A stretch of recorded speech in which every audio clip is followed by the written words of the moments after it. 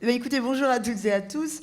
Alors, je vais me décaler un petit peu parce qu'effectivement, comme il y a un diaporama, il faut quand même que vous puissiez voir un petit peu les choses.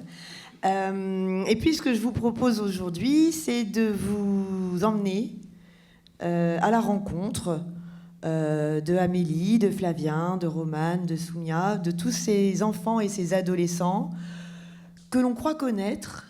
Alors évidemment, quand ce sont nos enfants, nos neveux, nos cousins, on les connaît d'une certaine manière, mais que l'on caricature peut-être parfois, ou en tout cas qu'on a parfois aussi du mal à comprendre, parce que on est quand même avec des évolutions technologiques et sociétales qui nous questionnent et évidemment, et ça on va le voir, les questionnent aussi.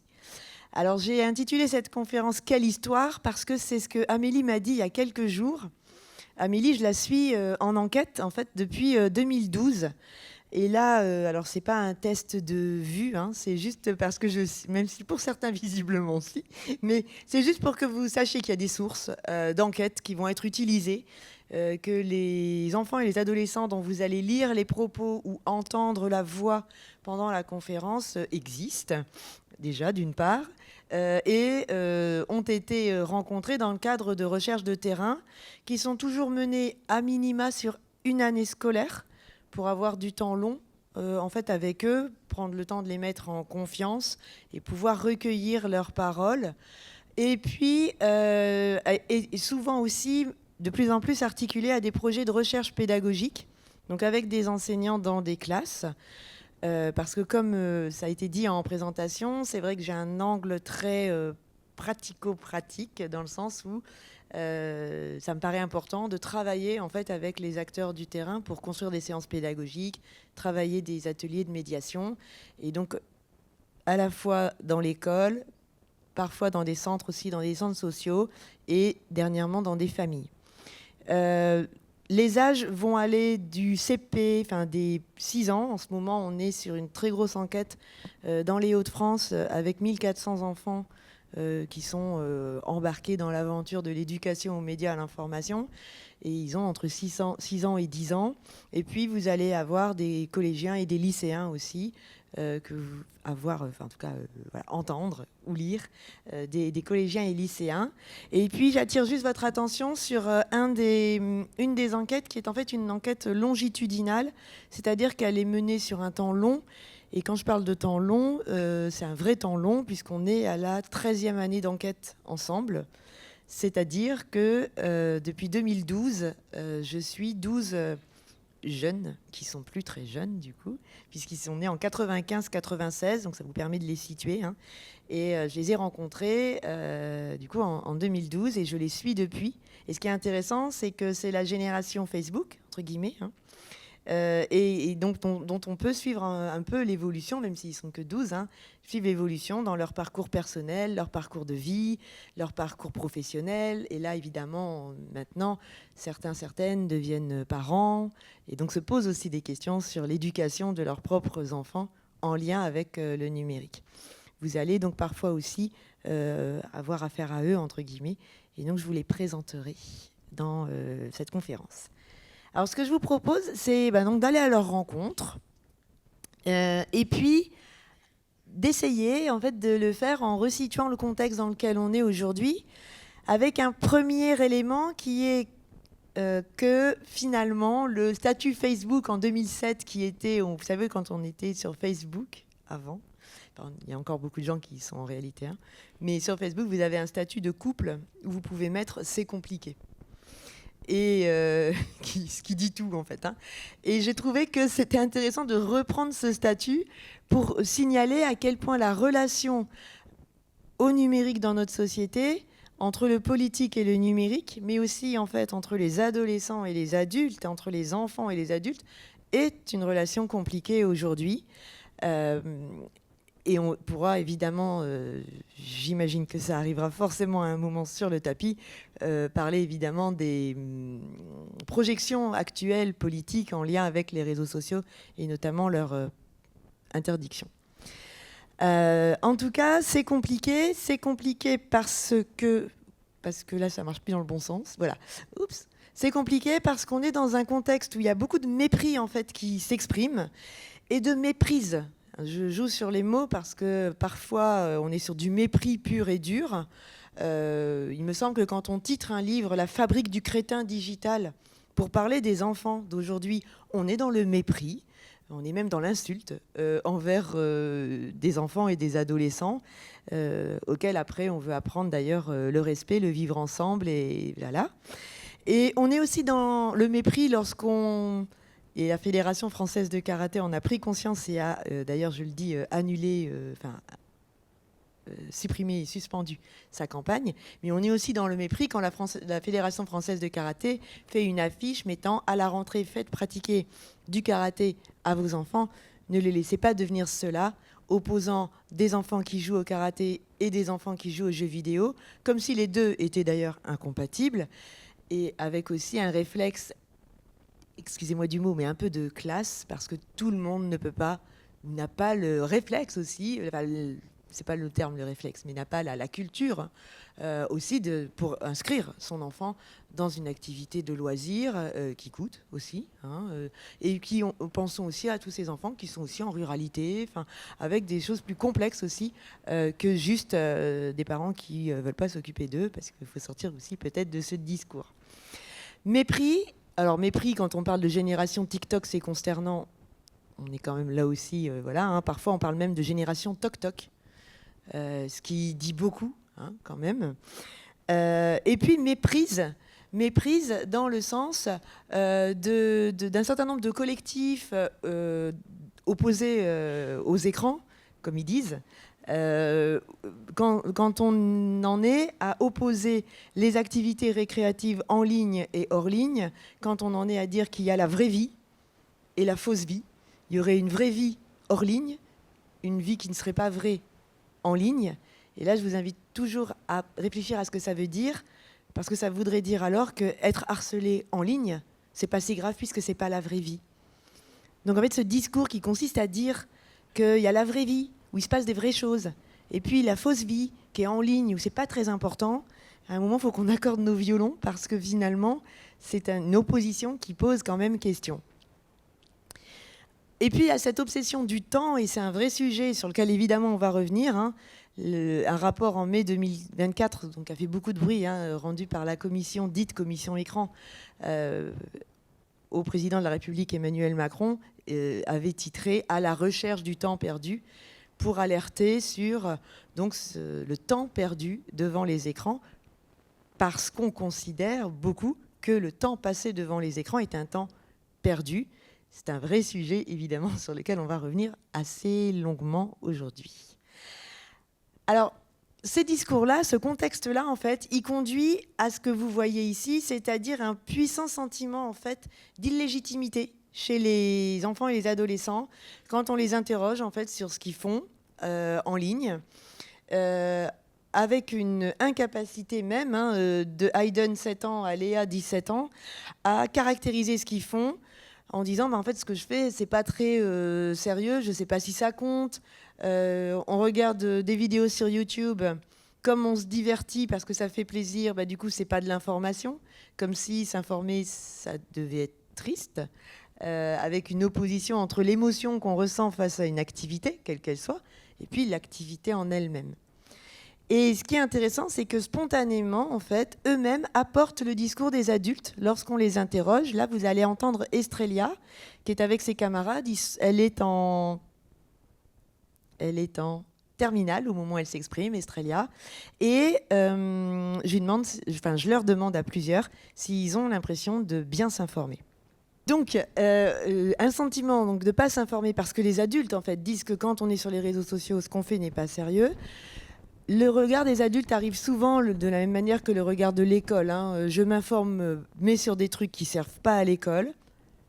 Donc, on dégrade, en fait, sa pratique à l'aune de la norme scolaire, en tout cas qu'on projette. Ça ne veut pas dire que c'est la vraie norme.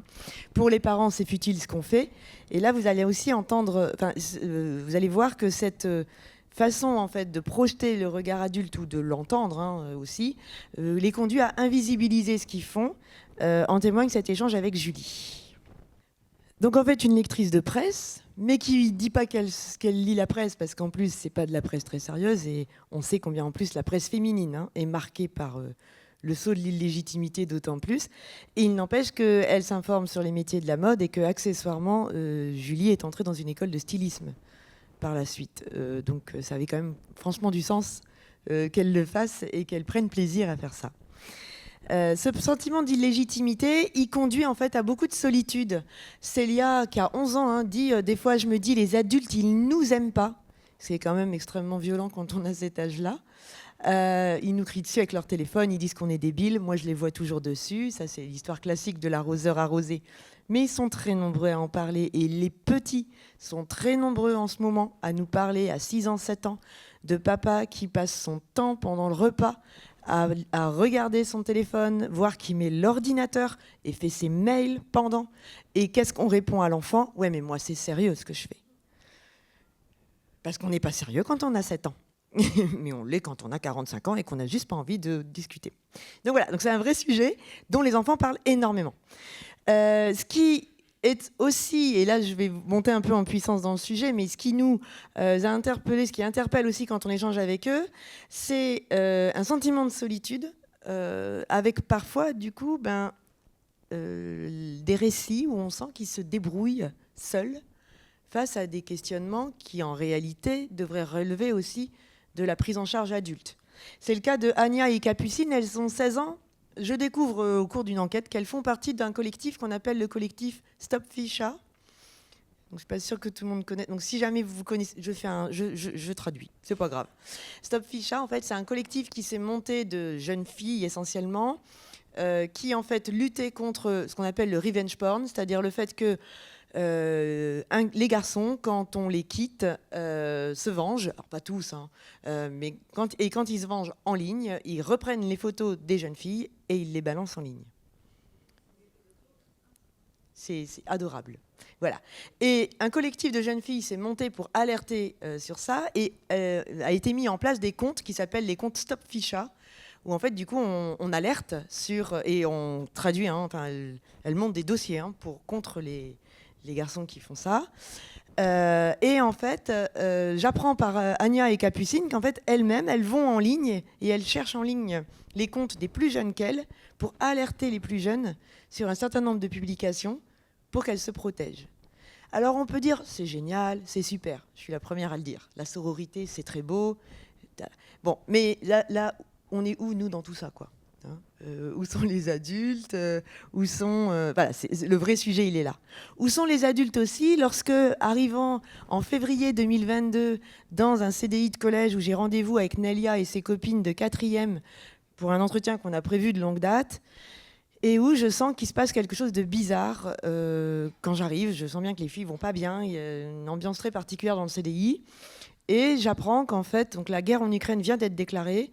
Et j'apprends qu'en fait, Nelia a vu la veille une vidéo sur TikTok violente. D'accord, vous savez qu'en plus, il y a eu, au moment de la guerre en Ukraine, au tout début de la guerre en Ukraine, c'était du sans filtre. Et donc, ils se sont retrouvés à voir des scènes de guerre, concrètement. Elle la voit. Nelia, en fait, la partage à ses copines. Parce que ça soulage en fait émotionnellement de dire à l'autre je suis choquée, regarde, ça permet de se dire t'as raison d'être choquée. Donc c'est affreux parce que c'est comme ça que ça circule, évidemment, on est tous d'accord. Et puis les copines on discute, qu'est-ce qu'on en pense, qu'est-ce qu'on en fait, ah là là oui, ah là c'est dur, gna gna gna. Et évidemment après ça se termine sur le groupe WhatsApp de la classe où on le balance à tout le monde. Les 27 élèves de la classe de 4e avaient connaissance de cette vidéo par le groupe comme ça. Et donc moi je leur dis mais vous n'en avez pas parlé à quelqu'un ? Et la réponse de Nelia, elle est terrible parce qu'elle dit je tombe sur des trucs qui font ouch, mais je dis rien à mes parents, ils vont me disputer, j'ai qu'à pas être sur TikTok. On ne peut pas faire un parallèle, mais je vais le faire quand même. C'est digne du t'étais habillé comment quand tu t'es fait agresser. C'est-à-dire que finalement, le réseau social vient faire écran au vrai problème. Le vrai problème, c'est pas qu'elle était sur TikTok. Même si après, voilà, les parents peuvent mettre ça, elle n'a qu'à pas avoir son téléphone dans sa chambre à côté d'elle, et là, pour le coup, il y a peut-être un adulte qui peut lui prendre son téléphone et éviter qu'à 13 ans, D'ailleurs, à 13 ans, elle ne devrait pas être sur TikTok, mais ça, c'est un autre sujet.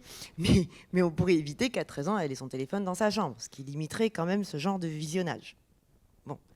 Mais ceci, une fois que c'est dit, et donc une fois que l'adulte a donné l'autorisation, en fait, à laisser, en tout cas, aller dessus, c'est un peu gonflé de dire t'as qu'à pas être dessus. Et en fait, c'est le discours qui arrive le plus souvent. Et comme ils ont peur, en plus, après, derrière, d'être sanctionnés parce qu'ils étaient sur les réseaux, et d'être privés, en gros, hein, de téléphone, etc., eh ben, on préfère ne rien dire. Mais c'est vrai que là, c'est vraiment un exemple qui a été très marquant. Et après, quand j'en ai discuté avec la conseillère principale d'éducation du collège, elle est allée dans la classe et c'est là qu'on a su que les 27 en fait avaient vu la vidéo et qu'on s'est rendu compte de la viralité en très peu de temps qui avait donné lieu à une forme de petit traumatisme quand même important chez tous les élèves le lendemain matin.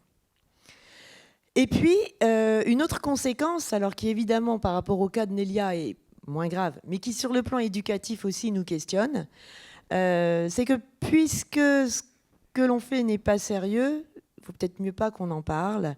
Et là, vous avez l'exemple de Mariette qui qui regarde et suit beaucoup Mister Géopolitics, qui est un créateur de contenu extrêmement fiable, très sérieux, en géopolitique sur YouTube. Et elle le suit, elle est en terminale et elle est en spécialité histoire géopolitique. Et donc elle suit Mister Géopolitics. Et je lui dis, est-ce que tu en parles au prof? Est-ce que tu le citerais dans ton travail? C'est intéressant. Voilà, je pense qu'il n'y a pas besoin de commenter, vous avez compris l'idée. Donc voilà. Alors, derrière l'écran, en fait, qu'est-ce qu'il y a? Il y a des ados, déjà. Et là, on commence à le voir, il y a des enfants parfois aussi, bien sûr. Mais là, on va quand même insister sur les adolescents parce qu'il y a des adolescents extrêmement pluriels. Il n'y a pas une jeunesse, il y a des jeunesses. Cette façon de considérer les jeunes comme une espèce de truc hyper homogène, alors qu'on considère bien que les adultes sont des individus singuliers, avec des particularités. Enfin, voilà. Le jeune, on a l'impression qu'il peut avoir sa fiche. Vous savez, comme dans les éditions La Découverte sur les félins, vous avez le tigre du Bengale, le lion, le machin, et vous avez les caractéristiques. Pour le jeune, on a l'impression que, voilà, un jeune, c'est ça, fin de l'histoire. Heureusement que c'est plus compliqué que ça, parce que sinon, ils ne deviendraient pas les adultes que nous sommes. Donc des êtres singuliers, avec évidemment alors, des caractéristiques qui effectivement sont très claires. Le renforcement de l'autonomie, c'est une évidence à l'adolescence. Le fait d'aspirer aussi à un groupe de pairs, PAIRS, contre ce qu'on a appelé en sociologie le groupe de pairs, PERES, c'est-à-dire qu'effectivement, on s'autonomise et qu'évidemment, il y a ce besoin d'être ensemble, ce besoin de partager aussi des références culturelles les uns avec les autres, des références qui sont relativement homogènes, mais pas totalement, on y reviendra après. Et alors, contrairement à ce qu'on dit aussi, une consommation culturelle extrêmement soutenue. La jeunesse, dans les études en sociologie de la culture, c'est très clair, depuis la première enquête sur les pratiques culturelles des Français du ministère de la Culture en 73, c'est très clair, la jeunesse a toujours une activité culturelle plus soutenue. Mais c'est normal parce qu'en fait, c'est normal, ça va avec le fait qu'elle s'empare en fait de ce qui existe. Elle est imprégnée de ce que les adultes amènent et en plus elle s'empare de choses nouvelles. Donc forcément elle a un espèce de panel très, très élargi, ce qui ne veut pas forcément dire par contre que c'est de façon profonde investi, mais c'est en tout cas investi. Alors, une affirmation aussi forte en termes d'identité, on va revenir après, l'adolescence, c'est aussi ce que Dominique Pasquier a appelé la tyrannie de la majorité. Sur la pensée de Hannah Arendt, d'ailleurs au départ. Hannah Arendt qui nous alertait sur le fait qu'il n'y a rien de pire qu'une cour d'enfants et que les enfants sont juste affreux entre eux. Hannah Arendt, elle ne le dit pas comme ça, mais je vous le synthétise un peu en disant que c'est d'une violence incroyable le rapport entre les enfants en termes d'exclusion, de moquerie, etc. Et on le retrouve très fortement aussi à l'adolescence. Alors, ceci étant dit, on a aussi tendance à ramener le jeune à son âge. Et ça, c'est quelque chose qui a beaucoup infusé dans nos esprits. Et dès Tchekhov, et même avant, mais dans Tchekhov, vous avez le personnage de Masha dans la pièce de théâtre La Mouette. Masha, elle veut s'autonomiser, elle veut s'affirmer. Et donc, elle tient tête à son grand-oncle. Et son grand-oncle qui passe son temps, quand elle dit ce qu'elle veut faire, à répondre « Ah, la jeunesse, la jeunesse ». Et elle lui dit, ah bah quand on ne sait plus quoi dire, on soupire. Ah, la jeunesse. Et en fait, ça, c'est très infusé dans nos esprits. Il faut que jeunesse se passe. Tu verras quand tu seras plus vieux. Il faut que tu aies de l'expérience. Tu n'en as pas encore assez. Alors, on ne sait pas quand est-ce qu'on en aura assez de l'expérience. Parce que, alors, moi qui suis universitaire, j'ai l'impression d'en avoir toujours pas. Parce que j'ai toujours un collègue plus vieux qui me dit, t'es encore jeune. Donc je ne sais pas quand ça, vous nous direz, parce que vraiment, il y a un truc qui circule d'ailleurs en ce moment qui est très intéressant sur Facebook, avec plein de gens qui postent en mettant à quel moment on se dit, ça y est, je suis vieux. Et vrai sujet, parce qu'en fait, tous les gens disent, non, non, moi non, non, non, et donc on ne sait pas. Et donc voilà. Et c'est intéressant parce qu'en fait, pourquoi ça a tant d'enjeux en fait, hein, parce qu'en réalité, alors là, je vais faire je vais faire mon hommage classique. Enfin, quand on fait de l'infocom, on est aussi très imprégné de la sociologie. Et en fait, eh ben, on est aussi vraiment dans le joug de ce que Pierre Bourdieu appelait aussi la domination sur l'âge, en fait. C'est-à-dire que Bourdieu, il écrit un texte qui s'appelle donc « La jeunesse n'est qu'un mot », dans lequel il dit, attention, le fait de ramener le jeune à une catégorie homogène et en plus de le ramener à son âge pour s'adresser à lui, c'est en fait une façon de rétablir un ordre, une hiérarchie de responsabilité, de prise de décision, d'importance dans le propos et dans l'expérience, et donc en fait finalement de rétablir une domination sur le critère de l'âge. Et je trouve que c'est assez intéressant d'avoir ça en tête quand on réfléchit à ce qu'on dit, à ce qu'on entend, et notamment sur le rapport aux écrans, mais en fait ça peut s'ouvrir sur plein d'autres choses aujourd'hui, les jeunes et le travail, les jeunes et le rapport à la santé, etc. etc.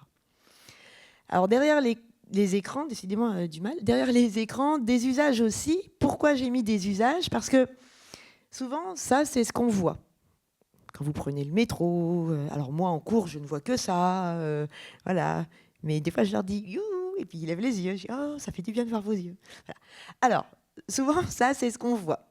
Et ce qu'il ne faut jamais oublier, malgré tout, hein, c'est que c'est certes ce qu'on voit, mais que si c'est ce qu'on voit, c'est qu'on ne regarde pas non plus assez. Autrement dit, derrière l'écran, il se passe des choses. Il y a de l'activité. Nos enfants, nos adolescents, tout comme nous, on n'est pas des panneaux solaires. On n'est pas exposés comme ça, en fait. Enfin, il se passe quelque chose. Et il se passe quelque chose, et des choses très importantes, qui nous disent aussi des choses sur notre société. Hein. Anastasia, elle a 16 ans, c'est une fille.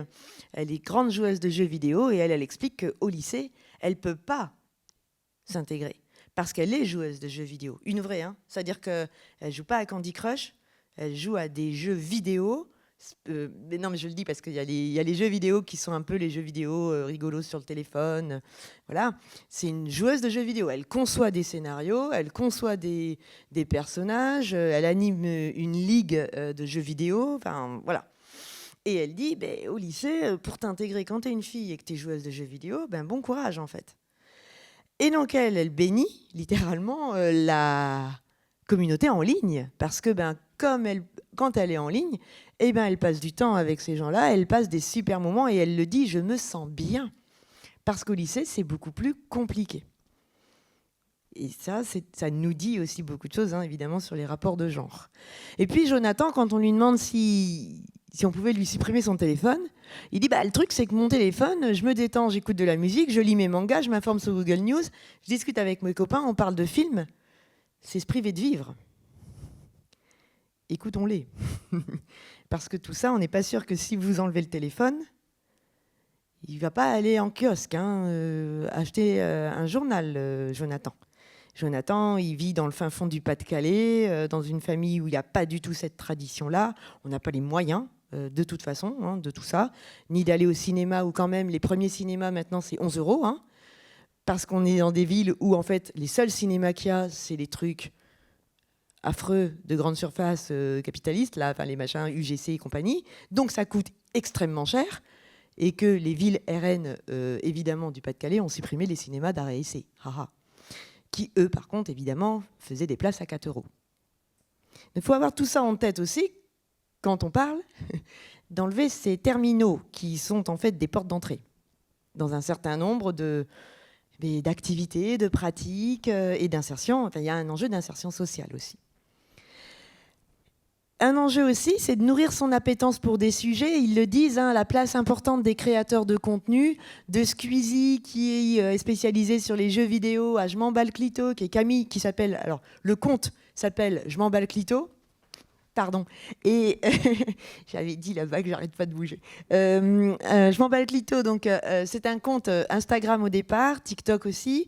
Et en fait, la créatrice de contenu s'appelle Camille Aumont-Carnel. C'est une militante féministe par ailleurs, mais aussi et surtout créatrice de contenu en santé et sexualité, qui produit des contenus imbattables sur le plan scientifique. Enfin, c'est d'une rigueur scientifique incroyable, avec un langage cash, avec tout ce qui, voilà, ce qui leur parle aussi. Hein.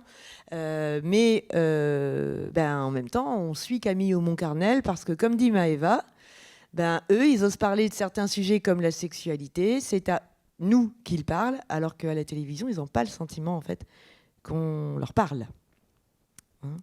Et je vous passe tout ce qu'ils disent, parce qu'on a fait une enquête avec un collègue en sciences du langage sur ça, sur ce que les jeunes disent des campagnes culturelles mises en place pour attirer la jeunesse, dans les salons d'orientation, dans les festivals, etc. Et en fait, c'est des campagnes extrêmement agressives et violentes. Et évidemment, ils ne le prennent pas bien. Ce qui est moyennement surprenant. Hein. Donc voilà.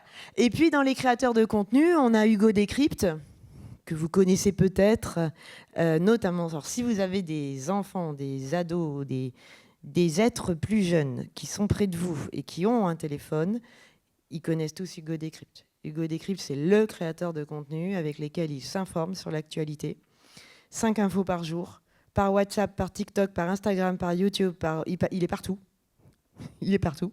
Il est avec une équipe de 15 journalistes et on est sur quelqu'un qui, en fait, permet le rapprochement avec l'information d'actualité, hein, clairement, et qui est extrêmement valorisé et validé pour le coup dans le monde académique, etc. C'est un peu, moi, ce que j'appelle le gendre idéal des adultes, c'est Hugo Décrypte. On a l'impression que pour les adultes, si tous les créateurs de contenu, c'était Hugo Décrypte, les enfants et les ados, ils pourraient tous aller sur Internet. Voilà. Mais en tout cas, vraiment, si vous ne connaissez pas, je vous invite à quand même aller le voir, aller l'écouter. Et si vous êtes... parce qu'on peut comprendre que vous n'avez pas envie de vous manger les 5 actus par jour de Hugo Décrypte, vous avez une émission de France Culture qui est passée il y a 15 jours, je crois, un podcast, La Fabrique de l'information, où ils ont interrogé pendant 45 minutes Hugo Décrypte sur son travail, et c'était honnêtement assez intéressant. Et puis, évidemment, l'information et les écrans, ça permet aussi de développer sa culture et de développer sa personnalité. Maëlys, elle le dit, hein, elle s'est intéressée à l'actualité grâce aux réseaux sociaux. Marie, elle s'informe sur le monde parce qu'elle est abonnée sur Insta et qu'un professeur en éducation prioritaire a parlé du monde. Et leur a dit, je sais que vous n'allez pas le lire en papier, enfin, il est au CDI, hein, le Monde, mais ils ne viennent pas lire le Monde au CDI, il est au CDI, ils font des recherches dessus quand le professeur leur met dans les mains, mais ils ne viennent pas lire le Monde, mais par contre, il leur a montré le compte Instagram en disant, par contre, il y a un compte Insta, et là, si vous suivez le Monde, d'abord pour votre algorithme, c'est très bon, parce que vous allez avoir un beau fil d'actu qui va quand même se présenter, et puis, vous lirez le Monde, quoi. Même avec un format qui vous convient davantage, et ils sont nombreux, contrairement à ce qu'on pense, en fait, à le faire. Et puis, ça permet de développer sa personnalité. Vous allez entendre Tom et Mathéo. Alors, Tom et Mathéo, c'est une rencontre un peu particulière. Enfin, je les ai suivis pendant 1 an en enquête. Ils sont en terminale, là. Ils vont avoir bientôt le bac. Ils vont surtout aller à l'université. Et ils racontent comment ils s'informent aujourd'hui. Intéressant leurs propos. Hein. Alors, je précise que donc ils vivent dans les Hauts-de-France, c'est pour ça qu'ils lisent La Voix du Nord, hein, et l'avenir de l'Artois. C'est pour ça que ça ne vous parle pas, c'est normal. Et je précise aussi que Tom et Mathéo viennent d'un lycée en éducation prioritaire aussi. Hein. Je signale parce que parfois on me dit ouais, mais c'est pas n'importe lesquels. Ils viennent de lycée d'éducation prioritaire, donc ça ne veut pas dire que c'est n'importe qui, c'est Tom et Mathéo. Mais c'est juste pour bien signaler. Et alors, il y a cette individualisation dont il parle, et autonomisation. Hein. Il y avait le choix des parents, là maintenant, on devient grand. Ils vont avoir 18 ans. Hein. Et donc, hop, on définit nous-mêmes. Et moi, je vous invite aussi à être attentif à ce qu'ils ont dit sur le rôle des grands-parents. C'est impressionnant comme cette génération parle des grands-parents comme transmetteurs de valeurs, de modèles, de ressources aussi par rapport à l'information. Là où, je l'avoue, les parents sont... Je cherche le mot, je vois que vous me regardez en mode... Elle est mal à l'aise. Oui, enfin... Ben, les parents sont très absents. En fait, alors après, c'est une logique aussi, il faut être clair. Les parents sont absents parce que les parents, ils mettent des règles. Alors, ils travaillent déjà, les parents, ou alors ils galèrent pour trouver un travail. Hein. Ils mettent des règles, les parents. On est dans un conflit classique aussi de l'ado et du parent. Le parent, on l'écoute moins, voilà. Tandis que le grand-parent, comme il a un peu le beau rôle dans l'histoire. Le grand-parent, il peut davantage dire « allez, je transmets », etc. Il n'empêche quand même que c'est aussi une réalité en termes de lecture de presse. On se plaint que les jeunes ne lisent plus, mais en fait, les parents des ados aujourd'hui ne lisent plus la presse et n'achètent plus les titres de presse, ce qui crée d'ailleurs une grande inquiétude, notamment dans la PQR, la presse quotidienne régionale. On a rencontré l'année dernière les journalistes de La Voix du Nord qui nous disaient à quel point ils étaient inquiets en disant en fait on a les grands-parents des ados, on arrive à toucher les ados par les réseaux sociaux numériques, mais alors au milieu, il y a un trou total. Et le trou, entre guillemets, reste. C'est-à-dire qu'on n'a pas, tiens, j'ai 50 ans ou 55 ans, hop, je vais lire La Voix du Nord, enfin, je vais m'abonner. Ça, il n'y a pas. Hein. Donc, je vous alerte aussi sur ça. Et je trouve qu'en même temps, c'est beau. Enfin, voilà, il y a cette histoire de la transmission par les grands-parents qui est aussi quelque chose de très intéressant et qu'on néglige beaucoup aujourd'hui avec ce discours sur les seniors, qui est un discours un peu lénifiant, quoi, qui nous fait croire que les seniors, on ne sait pas qui c'est non plus les seniors, c'est toujours pratique ce terme de senior. Les seniors, on a l'impression qu'ils sont largués, qu'ils sont démunis, qu'ils ne savent pas. Ben si, en fait. Et donc ça, c'est hyper important d'insister dessus. Parce qu'en fait, de la même manière qu'il faut réhabiliter en fait, les enfants et les ados, il faut réhabiliter aussi les adultes en fait, qui les accompagnent à un moment et qui sont des vrais modèles pour eux.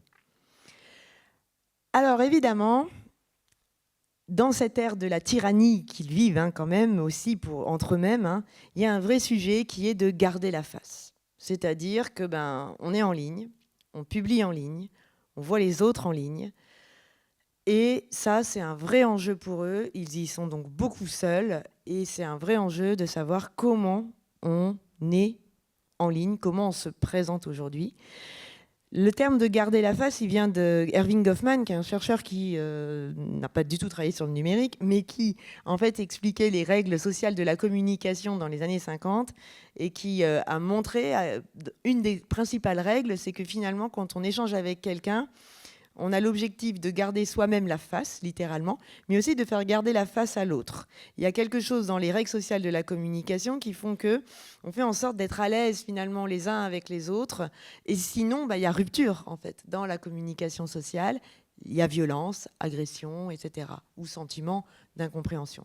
Et c'est à l'aune de cette phrase « garder la face » que je vous invite à entrer dans les sociabilités dont parlent les adolescents et les enfants en lien avec les pratiques d'information, notamment en ligne. C'est-à-dire qu'ils parlent beaucoup de plaisir en réalité au départ. Ils parlent beaucoup du plaisir de s'informer pour partager. Iléna, elle explique à quel point ils parlent de ce qu'ils ont vu sur les vidéos. Ils en discutent ensemble entre eux. Elle parle de moments sympas. Enora, elle a 7 ans. Alors, elle est petite, Enora, mais Enora, elle raconte qu'avec sa sœur, qui a 13 ans, elles aiment bien ensemble, en fait, rechercher des trucs sur YouTube Kids, donc la version enfant de YouTube, et elles se disent, tiens, on veut savoir quoi, et puis elles cherchent. Et sur YouTube Kids. Voilà. Et donc là, elle parle du plaisir, en fait, de s'informer pour partager. Beaucoup parlent du plaisir de s'informer pour apprendre, pour se positionner. C'est évidemment vrai pour les plus âgés. Les lycéens parlent beaucoup de ça. De Vasco, qui aime bien, lui, confronter les infos qu'il a trouvées avec celles que sa mère a sur la télé. Et du coup, il se dispute. Et alors ça, il adore. Il raconte combien il adore dire à sa mère « Non, mais là, tu dis n'importe quoi ». Et il lui montre, en fait, qu'il a vu lui. Enfin, voilà. Donc, ça doit être assez animé, les repas chez Vasco, vu ce qu'il racontait. À Roman, qui dit que sa prise de conscience des féminicides, c'est grâce aux réseaux sociaux. où elle a suivi elle est tombée, entre guillemets, hein, sur le compte Nous Toutes. Et elle a continué de suivre, de s'informer sur ça. Et aujourd'hui, Romane a monté un collectif Nous Toutes dans son établissement scolaire pour lutter contre les féminicides du hors-ligne, du en-ligne au hors-ligne aussi. Il parle aussi de rituels informationnels qui sont quotidiens. Alors Guillaume qui raconte, le Guillaume, hein, c'est lui, hein, il parle de lui, il fait comme Alain Delon, il parle de lui à la troisième personne. Il dit le Guillaume, il se met sur son lit, il prend ses petits coussins, et là il est tranquille pour ses petits rendez-vous de culture générale sur YouTube. Et il a ce rituel régulièrement et qui lui fait du bien, hein, de la même manière que Sacha, qui elle a le rituel de continuer de s'informer avec ses parents, qui n'aiment pas le journal télé, qui n'aime pas la télévision, mais qui dit « je suis avec mes parents et comme ça, je peux discuter avec eux ». Et quand on lui dit « et dans l'autre sens, est-ce que tes parents ils regardent avec toi Hugo Décrypte ? Est-ce que tes parents… Non. » Elle dit « moi, j'aimerais bien, mais comme ils disent que ce que je fais, c'est n'importe quoi, non. » Et donc, elle refuse de leur montrer. Et ça, ils sont très nombreux à dire ça, mais ils sont beaucoup à dire du coup que c'est eux qui font le pas vers. Et ça, on le voit dès l'enfance. Dès l'enfance, on voit des enfants dont l'enjeu est quand même d'accéder à de l'information pour pouvoir faire des recherches. Alors, souvent avec les parents, hein, Émiline, elle a une sorte d'herbe, enfin, ça ne s'appelle pas un herbier, mais elle est passionnée de botanique. Et donc… je sais pas, ça doit porter un nom, je sais pas comment elle appelle ça, mais enfin bon voilà. Et donc elle fait ses recherches sur la botanique. Hayden, il regarde des vidéos. Et puis c'est un endroit où on se pose beaucoup de questions. YouTube est extrêmement utilisé chez les enfants. Et pour le coup, pas toujours YouTube Kids, hein. La plupart du temps, c'est YouTube tout court. Donc là, voilà, ça pose d'autres questions, hein, sur lesquelles on reviendra évidemment. Et en même temps, accéder à l'information, ça peut permettre aussi parfois de lutter contre un isolement, une exclusion sociale. C'est le cas de Rémi qui vit à Lens, dans le Pas-de-Calais, et qui raconte que son père est au chômage et qu'ils ne peuvent plus aller au stade Bollaert, voir jouer l'équipe de foot locale, le Racing Club de Lens. C'est une institution dans la région, hein, clairement. Et donc, il dit qu'il est triste et qu'il regarde tous les commentaires sur les matchs et sur les joueurs en ligne avec ses frères et son père et qu'il adore faire ça. Et que ça lui permet aussi, quand il arrive le lundi à l'école, c'est comme s'il était allé à Bollaert. Il connaît les faits de jeu, il sait qui a dit quoi, il sait quand, il sait exactement. Alors, à Bollaert, il y a une Marseillaise. C'est les corons qui sont adaptés. Hein. Et en fait, elle est parfois chantée différemment ou avec des chorégraphies différentes. Et c'est important, quand vous êtes fan, hein, c'est important de savoir quelle chorégraphie il y a eu. Les enfants la rechantent en fait dans les écoles, souvent le lundi, le mardi. Et donc, lui, ça lui permet de savoir ce qui s'est dit, ce qui s'est fait et d'être du coup au courant. Et de moins vivre le sentiment d'exclusion lié au fait que aller au foot, c'est cher. Hein, donc, il ne peut pas. Être en ligne, alors ça c'est quand ils vont en ligne pour s'informer. Ensuite, être en ligne tout court, pour publier du coup, hein, voir les autres, c'est un enjeu qui est essentiel pour eux. Ils le disent, hein, ils font des liens beaucoup avec l'application Snapchat, qui est très utilisée hein, chez les enfants et les adolescents. Donc Snapchat, je ne sais pas si vous connaissez, mais il y a un système de flamme. C'est-à-dire que, en fait, vous créditez quelqu'un d'une flamme. C'est une façon d'être en lien, de lui dire, je t'aime bien, quoi. Hein, voilà. Et en fait, le problème, c'est qu'il faut entretenir la flamme, littéralement. Et donc, oui, c'est-à-dire qu'il faut que vous le fassiez de façon régulière. C'est un peu comme le Tamagotchi. Et oui, j'ai entendu le oh là là. Mais c'est comme le Tamagotchi, c'est-à-dire qu'il y a un système de dépendance en fait au truc, alors qui là évidemment est accentué, hein, parce que le Tamagotchi, au bout d'un moment, on avait quand même conscience que ce truc n'existait pas. C'était un peu différent, quoi. Hein. Que là, c'est des vrais liens sociaux hein, qui créent les uns avec les autres. Et donc, il est même possible par l'application de confier ses flammes. C'est-à-dire, par exemple, vous partez en vacances, vous savez que vous n'allez pas pouvoir de façon régulière témoigner vos flammes, entre guillemets, à l'autre, et bien vous les confiez à quelqu'un d'autre qui va le faire pendant votre absence. C'est un peu comme un chat. Voilà, il y a quelques... Mais alors, on peut en rire. Alors, c'est terrible hein, parce que ça montre la captation absolue de ce type de plateforme. Hein, voilà, hein, clairement. Hein. Mais en même temps, attention, parce qu'en réalité, toutes les plateformes reposent sur ça, reposent sur le fait qu'on sait qu'on crée des relations socio-affectives entre nous et qu'à l'adolescente, c'est évidemment encore plus important, de l'importance des émojis, de ces petits bonhommes, de ces cœurs, d'avoir des cœurs, de ne pas en avoir, etc. Lilou qui dit qu'elle fait beaucoup attention à la manière et aux émojis qu'elle met quand elle est avec sa maman. Alors Lilou, elle vit en famille séparée. J'aimerais que d'ailleurs le politique nous dise comment on va faire par rapport aux enfants séparés, aux enfants placés, aux enfants dont les parents vivent sur un autre continent. Enfin, je serais très curieuse de savoir comment on va faire parce que Lilou, en fait, elle parle à son papa, mais loin. Son papa est loin. Et donc, du coup, ils utilisent avec sa maman les réseaux sociaux pour communiquer avec son papa et elle envoie, elle met des émojis, en fait. Enfin, voilà. Et elle dit qu'elle est très, très attentive à quel émoji on met parce que c'est comme ça qu'on dit qu'on s'aime. Donc ça a beaucoup de sens de choisir son emoji. Ces sociabilités, elles sont aussi au service de l'apprentissage en fait, d'être adolescent. C'est quoi être ado? C'est quoi et là, on voit renaître, se rejouer la tyrannie de la majorité. Hein. Si t'es pas là, c'est que t'es pas dans le jeu. Tu dois y être d'une certaine manière. Et là, vous allez voir d'ailleurs comment ils doivent y être. Pas n'importe comment. Ça, ils sont beaucoup à insister sur ça. Et vous allez entendre Amélie. Amélie, elle a 20 ans, donc c'est Amélie qui a donné le nom de la conférence, hein, quelle histoire. Amélie, donc je la suis en enquête depuis 2012. Là, au moment où elle s'exprime, elle a 20 ans. Pour la petite histoire, donc elle vient d'un des lycées d'éducation prioritaire étudiés. Pour la petite histoire, elle vient d'intégrer Sciences Po à Lille. Et Émilie, en fait, elle me parle des likes. Donc vous allez voir, elle parle de Facebook encore hein, à cette époque-là. Et elle parle de ce qu'on appelle les photos kikou.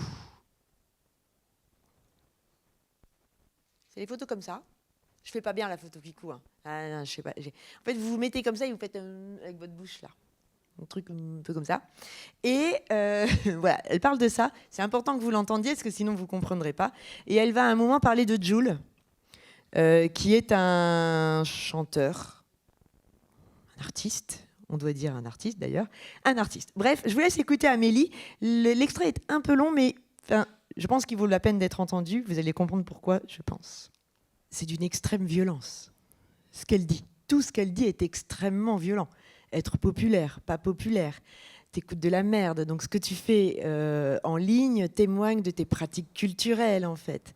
Ce qu'elle nous montre, c'est que l'espace numérique, Bourdieu encore, hein, c'est un espace social où on va se retrouver avec les mêmes hiérarchies, avec la même pression de qu'est-ce que tu montres de toi, quelle est l'activité de loisir que tu peux valoriser, celle que tu peux pas valoriser en fonction du cercle que tu veux.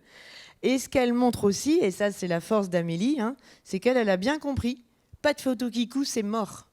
C'est-à-dire qu'elle a bien compris que faire ça, ça allait la suivre sur des générations et des générations et que c'était foutu pour elle. Et donc elle a la grille de lecture. Elle a compris ça. Et en fait c'est une force. Comme c'est une force, alors moi j'ai été prof dans le secondaire avant, hein, c'était une force quand nos élèves comprenaient qu'on ne va pas en stage avec les chaussettes au-dessus du jogging, par exemple. Ça, c'était une bataille permanente. Moi, je leur disais, non, là, les chaussettes en dessous. Ouais, mais ça fait classe. Non, ça fait pas classe. Enfin, pas là où tu vas. Ils n'aiment pas les chaussettes au-dessus. Il faut les mettre en dessous. Donc c'est des normes en fait, c'est des normes culturelles mais qui sont en fait de la distinction sociale. Amélie, elle a pigé ces normes en fait, elle joue avec ces normes-là. Il n'empêche que ce qu'elle raconte est extrêmement violent. Hein. J'étais pas des plus populaires, mais il fallait que j'ai une photo et puis maintenant on attend. Enfin, elle a encore 20 ans, elle est encore dans ça. Hein. Alors pour la petite histoire quand même, Amélie, elle s'en est bien sortie hein, malgré tout, hein, justement parce qu'elle a su lire les codes et qu'elle a su en fait saisir tous les leviers qui lui permettaient d'accéder à un autre monde que celui dans lequel elle était. Mais c'est beaucoup d'efforts et puis c'est être capable en fait hein, de lire ce monde et de le comprendre. Vous voyez aussi à travers ce qu'elle dit que cette violence-là est évidemment un terreau énorme pour les problématiques de violence en ligne et de harcèlement et cyberharcèlement. Mais j'ai bien commencé par harcèlement et j'ai bien mis cyberharcèlement avec le cyber entre parenthèses parce que c'est d'abord du harcèlement. Dans la cour d'école, sans écran, on est rempli de harcèlement. Hein. Et Hannah Arendt, encore une fois, en parle déjà dès ses écrits à elle, où on n'avait pas cette problématique-là qui se posait. Évidemment, là, c'est réaccentué de façon extrêmement prégnante. Mais tant qu'on n'aura pas réglé cette question-là, qui est difficile à régler, parce que c'est aussi intrinsèque à l'adolescence, mais tant qu'on ne l'aura pas réglé, on n'arrivera pas en fait à avancer. Si ça vous intéresse de fouiller un peu cette thématique, de fouiller davantage cette thématique, je vous invite à aller voir. Je suis désolée, j'ai mis un QR code, mais j'ai réalisé que c'était peut-être pas une bonne idée. Si. Il y a des gens pour qui c'en est une. Au cas où, voilà, c'est le laboratoire de la CNIL, le laboratoire de recherche de la CNIL, qui a fait une très grosse enquête très intéressante sur les liens entre les ados et notamment les collégiens et la vie privée et ce qu'ils disent de ce qu'est la vie privée selon eux, de ce qui doit être privé ou non. Et ça nous invite à pas mal de nuances et bon, ça questionne, tout questionne de toute façon parce que c'est aussi des codes différents des nôtres.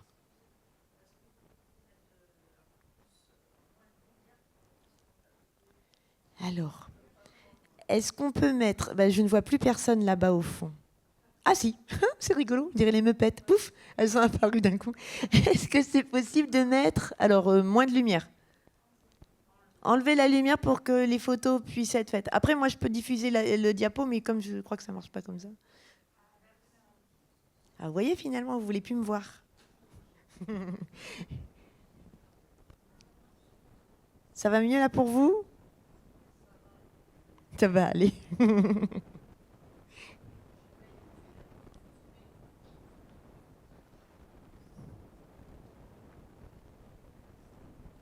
Bon, de rien. Oups. On remet la lumière ? Ah là là, il y a un... Bon, voilà. On a tranché pour nous, mais bon, voilà.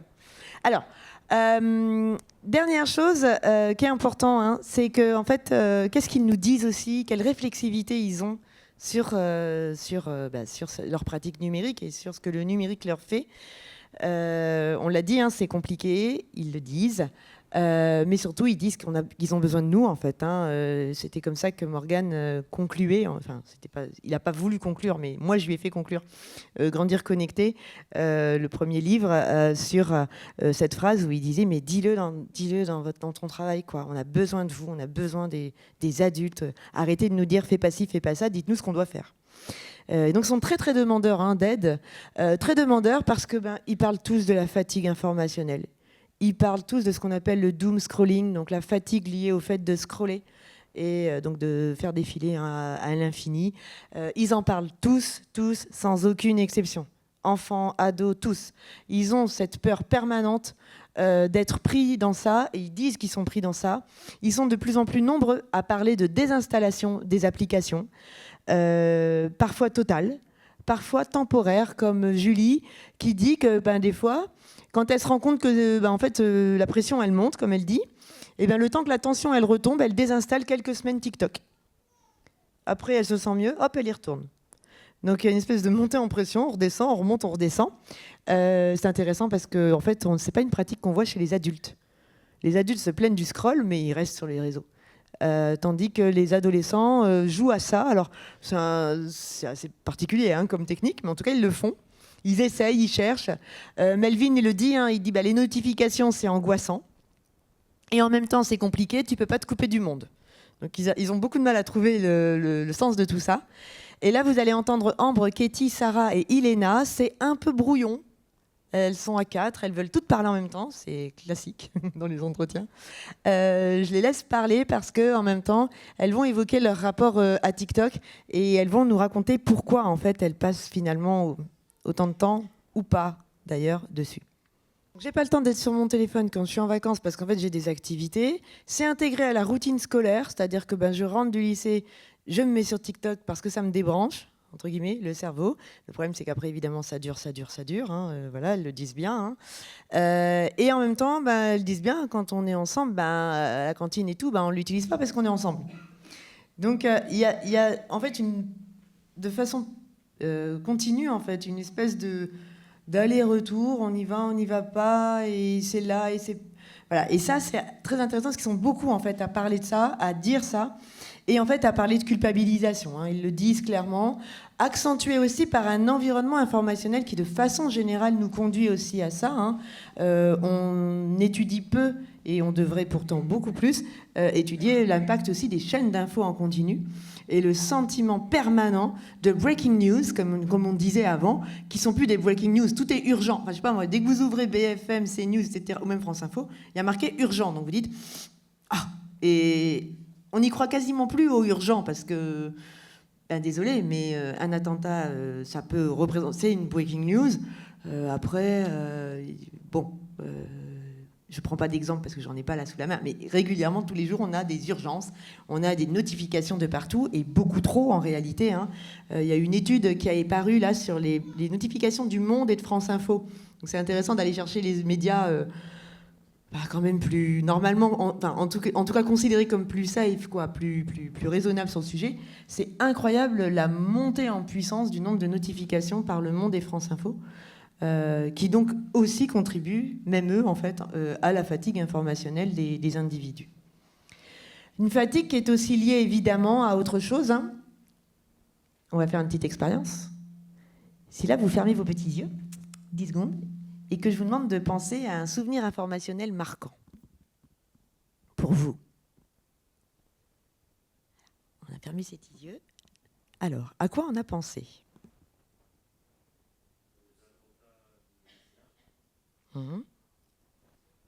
Le 11 septembre. La mort de Kennedy.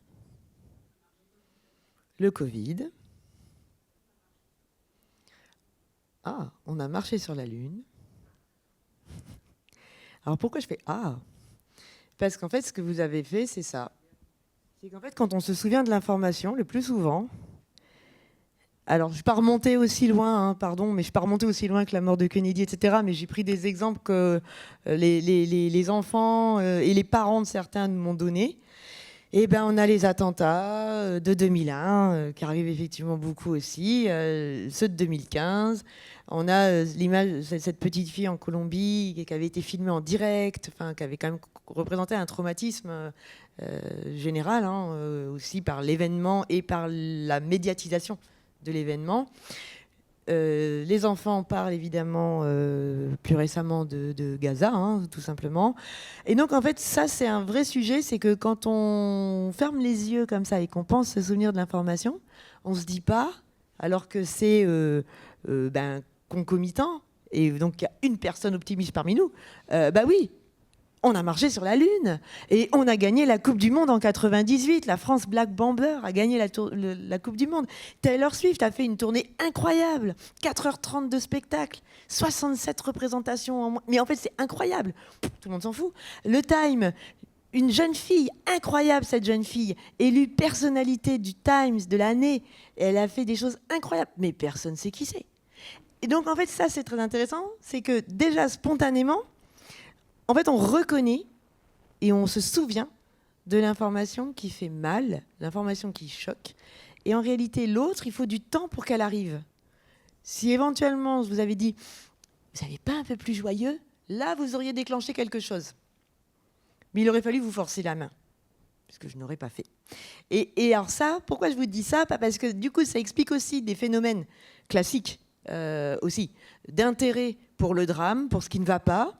Et puis, pourquoi je vous dis ça ? Parce que aussi, dans l'école, c'est pareil, hein, et dans la vie en général et dans les familles aussi, ils nous le disent, en fait, on parle de l'information quand il y a un truc qui ne va pas. Et là, on nous dit, allez, il faut faire une séance pédagogique, il y a eu un attentat, on en parle tous. Alors c'est super, sauf que, en fait non, parce que la gestion dans la classe des émotions liées à l'événement, elle est complexe. On avait travaillé avec un groupe de chercheurs sur le traitement dans les classes des attentats de Charlie Hebdo. Et en fait, c'était très dur, parce que les enfants, les ados, racontaient, Zoé, elle se souvient, tout le monde pleurait, même la prof, c'était traumatisant. Ben oui, parce que si je vois l'adulte qui doit me protéger, qui est garant de plein de choses, qui s'effondre en fait en larmes, ben là, l'œuvre éducative, elle est manquée, enfin, clairement. Hein. Et en même temps, quand il y a eu les attentats de Charlie, moi, j'étais devenue maître de conf à l'université et je formais des enseignants. Et moi, mes étudiants, je me souviens, hein, tout le week-end, on a échangé parce qu'on savait que le lundi, ils étaient en établissement scolaire et que le lundi, il fallait en parler.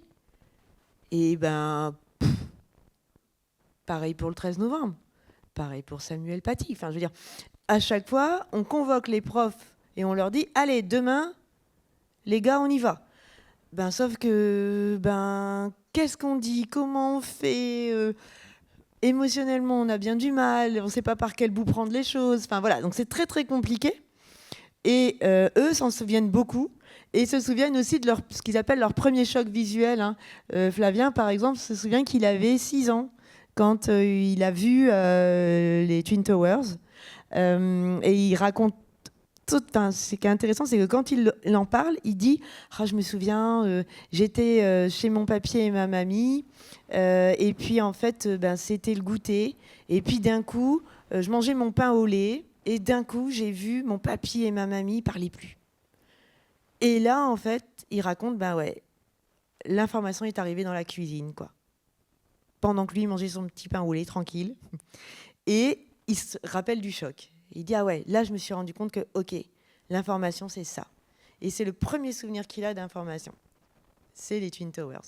Et je pense qu'on peut tous avoir cette expérience de dire oui, je me souviens de ça, etc. Et là aussi, après, on rapatrie des choses plus, entre guillemets, joyeuses. Mais souvent, au départ, ou plus dans l'espérance, quoi. Mais souvent, au départ, ce dont on se souvient, c'est quand même quelque chose de très violent. Et ça pose problème parce qu'ils le disent tous, l'information d'actualité, c'est une information qui est un vrai choc pour eux. Ils sont très perturbés en fait par l'information qui leur est transmise dans les médias. D'où le refuge aussi souvent, et parfois sur les réseaux sociaux numériques, où on va chercher des choses plus rigolotes, des infos plus légères. Là, on est avec des quatrièmes, c'est des groupes, alors ils sont anonymés. Et en fait, ils le disent, et c'est des mots extrêmement violents pour leur âge. Ça donne pas envie de vivre. Ils ont 13 ans. Ils ont 13 ans. Ça me déprime, je recherche de l'info. Alors du coup, je recherche des infos sur des sujets qui me plaisent, les chanteuses, les sujets qui me touchent, comme la sexualité. Sinon, autant mourir de suite. Voilà. Après, on ne comprend pas la santé mentale des jeunes. Voilà, il y a un rapport, en fait. Cette information, elle est permanente, elle tombe tout le temps comme ça. Et c'est vrai qu'ils ont beaucoup de mal, en fait, à gérer ce flux permanent. Et c'est vrai que l'éducation aux médias, à l'information, aujourd'hui, c'est encore quelque chose qui est événementiel. Il faut qu'il se passe un attentat, il faut qu'il se passe... Enfin, c'est terrible ce que je suis en train de dire, mais il faut qu'il se passe quelque chose de grave pour qu'on en parle. De la même manière que les réseaux sociaux numériques dans l'école, il faut qu'il y ait un cas de cyberharcèlement pour qu'on en parle. En fait, qu'on dise on va faire une grande journée, on va convoquer tout le monde. C'est le plus souvent comme ça qu'institutionnellement ça se fait, alors qu'il y a des programmes, et il y a des enseignants formés pour, et les gens font des choses. Attention, on va pas, attention, il se passe des choses dans les établissements scolaires. Mais de façon pleine et entière, la mobilisation n'a lieu que dans l'événement. Alors que vous avez des gens formés qui sont là, prêts à y aller, à en parler, à le faire avec leurs élèves et qui le font, mais qui le font du coup de façon toujours, malheureusement, ponctuelle et limitée. Ce qui quand même est très problématique. Et puis ce qui est problématique, c'est que on ne parle pas des joies, des découvertes. Tiens, raconte-moi, c'était quoi la dernière vidéo d'Hugo Décrypte? Tiens, pourquoi Léna Situation, sa dernière vidéo, elle fait autant de buzz? Raconte-moi, en fait. On n'en parle pas. Et pourtant, on sait que parler des choses positives va aider après à venir parler des expériences plus négatives. Va aussi mettre en confiance par rapport à ça. Et ça, c'est un vrai sujet pour eux. D'autant plus que, comme ils suivent les informations d'actu, comme tout le monde, leur fil algorithmique, il est mangé, entre guillemets, il est noirci. Enfin, je ne sais pas si le terme est juste, mais ça les confronte à des boucles d'informations sombres, d'où des conseils qui consistent aussi, et c'est bon pour nous. Moi, je dis toujours à mes étudiants, nous aussi, on a le droit de se faire du bien. Un adulte aussi, il a le droit de se protéger et de se considérer comme vulnérable et de ne pas être confronté qu'à des trucs affreux et moches. Et donc, du coup, perturber l'algorithme, ça passe aussi par s'abonner à des médias. Alors, il y a des médias, par exemple, qu'on appelle les médias positifs, où l'idée, c'est tous les jours une information. Alors, il n'y a pas 25 infos, donc ça, c'est bien aussi, ça ne participe pas au flux, mais tous les jours, une information positive. On l'a testé l'année dernière avec des élèves de primaire, qui avaient un rapport très négatif, et très éloigné aussi, d'ailleurs, à l'information. Et tous les jours, en fait, on a travaillé sur un rituel où tous les jours, on donnait une information positive.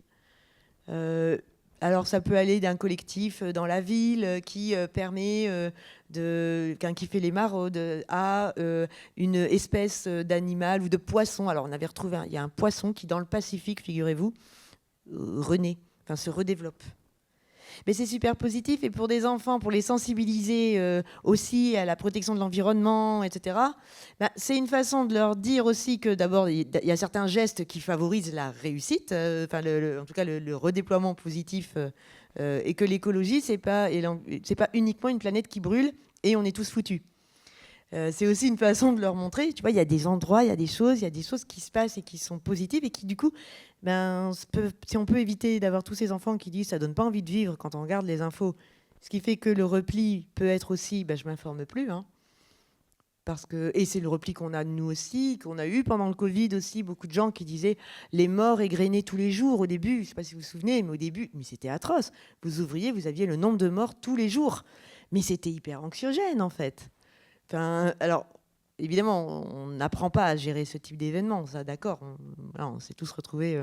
Mais en fait, ça participe du fait d'avoir dit à un moment, et c'était très très clair, à un moment d'ailleurs, ça s'est vu, on a eu un décrochage, c'est-à-dire que les gens ont arrêté, en fait. On dit stop. Je veux mourir en paix. Si je meurs, au moins je serai en paix, parce que c'est pas possible en fait d'avoir ce truc tout le temps comme ça. C'est pas tenable en fait. Et le problème, c'est qu'évidemment, quand on ne s'informe pas, on perd un peu de pouvoir aussi. Alors, vous l'aurez compris, il y a quand même des solutions, et on va pouvoir en parler. Il y a quand même des choses qu'on peut faire. Mais juste rappeler quand même rapidement qu'on a la nécessité de dépasser cette obsession qu'on a quand on parle du numérique du temps qu'on passe. Le temps, il ne veut pas dire grand-chose. Les enfants passent leur temps, d'ailleurs, littéralement, à coller cette image quand on leur demande le rapport au numérique de leurs parents avec eux. Ils collent cette image du petit bonhomme qui regarde la montre en disant « Ma mère, elle fait ça, elle tape sur sa main, elle me dit « Stop, stop, stop !» Alors, sa mère, elle n'arrête pas, mais sa mère, elle lui dit « Stop, stop l'écran, stop !» Voilà. En mettant même parfois des heures d'arrêt avec des ados qui racontent « J'ai pas pu finir l'exposé parce que, en fait, à 20h30, boum, ça coupe. » Dommage, j'étais en train de faire l'exposé. Ah, dommage. Et pourquoi tu ne l'as pas fait avant ? Parce qu'avant, j'ai musique, j'ai machin, j'ai truc, j'ai bidule. Bref, il était 20h30, je fais mon exposé et boum, ça coupe. D'accord. Et donc voilà, c'est vrai qu'on a une régulation qui s'opère quasiment exclusivement sur le temps, alors que bien sûr, la question qui se pose, c'est la question des contenus. Ça, c'est une évidence en fait. Du contexte aussi. Avec qui je regarde, où est-ce que je regarde, quand est-ce que je regarde. C'est pas le temps qui compte, c'est les temporalités, ce qui n'est pas la même chose en réalité. Les usages aussi, qu'est-ce que je regarde, comment ça se passe, et est-ce que évidemment les contenus sont adaptés, et est-ce qu'ils sont pertinents aussi, tout en rappelant que tout ça, ça suppose évidemment de s'adapter aussi à la personne face à laquelle on est. Un enfant de 15 ans et un autre enfant de 15 ans, c'est pas le même enfant en fait. C'est comme vous. Et voilà, vous n'êtes pas les mêmes adultes sous prétexte que vous avez le même âge. Et puis en plus, il peut avoir des frères et des sœurs et ça change tout dans la relation au numérique parce que c'est beaucoup plus dur aussi de réguler certaines activités quand il y a un cadet ou quand quand on est le cadet parce que l'aîné, voilà. Et ça a toujours été le cas. Les cadets ont toujours profité, bénéficié des conflits en fait que l'aîné avait eu avec, par exemple, ses parents. Bénéficier entre guillemets dans le sens où ça permet en général d'accéder à des contenus plus vite ou à des types d'activités plus vite quand on est le cadet. Et puis évidemment, pour opérer ces médiations, je me permets un peu de... Alors c'est de l'autopromo, mais je précise que je n'ai aucun droit d'auteur sur l'ouvrage en question. Mais il faut aussi qu'on comprenne en fait ce monde-là. Et c'est vrai que pour nous c'est compliqué, enfin pour tout le monde c'est compliqué, pour eux aussi d'ailleurs. Et donc je me permets de vous conseiller l'Atlas de la Tech, qui est un très beau cadeau de Noël, je pense d'ailleurs, pour les enfants comme pour les adultes, qui a été fait par les éditions Chute Explore. Moi j'en ai juste assuré la coordination scientifique et je répète, je n'ai aucun droit d'auteur dessus. Donc voilà, mais je vous le présente parce que je trouve que c'est un bel objet graphique qu'ils nous ont fait. où en fait, vous avez c'est quoi l'IA, comment ça fonctionne, c'est quoi le cyberharcèlement, c'est quoi l'identité numérique. Il y a des conseils pour les enfants, pour les parents, pour travailler ensemble autour de ce sujet-là. Le faire de façon joyeuse, plutôt positive, parce que en fait, on n'apprend pas bien dans la défiance, voire on n'apprend pas dans la défiance.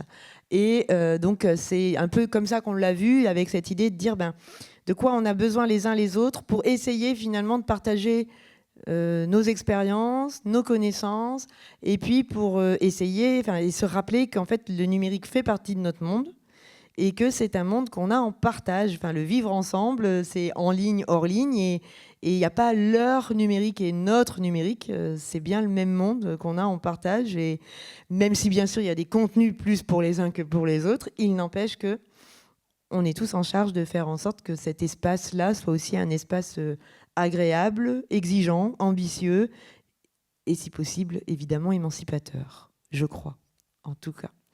Je vous remercie.